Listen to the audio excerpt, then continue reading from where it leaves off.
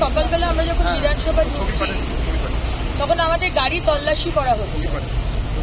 এখন তল্লাশির যদি বিষয় থাকে সিকিউরিটি ইস্যু, তাহলে তো যেদিন থেকে বিধানসভা খুললো সেদিন থেকেই সেটা করা উচিত ছিল।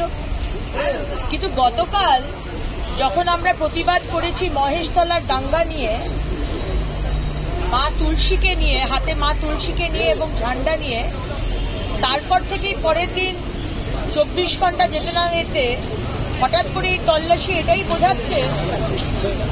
এবং আমাদের যারা সিকিউরিটি তারা এই কথাই বলল যে অধ্যক্ষ মহোদয়ের নির্দেশে তারা গাড়ি তল্লাশি করছে।